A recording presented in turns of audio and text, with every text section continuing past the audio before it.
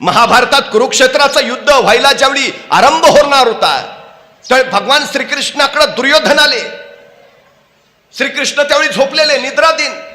दुर्योधन आले आणि श्रीकृष्णाच्या पायाजवळ जाऊन उभा राहिले. म्हणजे झोप उडाली की डोळे उघडले की पहिल्यांदा मी दिसावा. अर्जुन पण आले.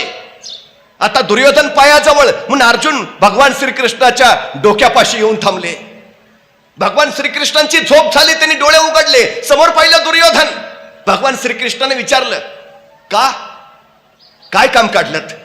आणि दुर्योधन म्हणाले, कुरुक्षेत्रावर युद्धाला सुरुवात होतीये, भगवान मी तुमची मदत मागायला आलोय. श्रीकृष्ण म्हणाले, अरे मी तर प्रतिज्ञा केलीये, न धरी शस्त्र करी मी आता हातात शस्त्र धरणार नाही. आणि दुसरी गोष्ट, माझं आत्ता या क्षणी वय आहे 92 वर्ष.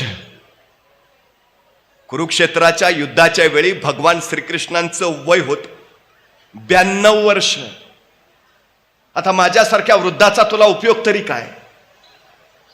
पण माझ्याकडं माझं सैन्य आहे. आता तू ठरव, मी हवा की सैन्य? दुर्योधनाने विचार केला, आता भगवान श्रीकृष्ण थकलेले 92 वर्षाचे, त्यातून प्रतिज्ञा न धरी शस्त्र करी मी. दुर्योधन, ठीक आहे, तुम्ही नाही आला तरी चालेल, मला फक्त तुमचं सैन्य द्या. श्रीकृष्णाचं सगळं सैन्य घेऊन दुर्योधन गेला. दुर्योधन गेल्यानंतर बिछाण्यावरनं खाली उतरायला म्हणून श्रीकृष्णाने वळून बघितलं तर डोक्यापाशी अर्जुन उभे.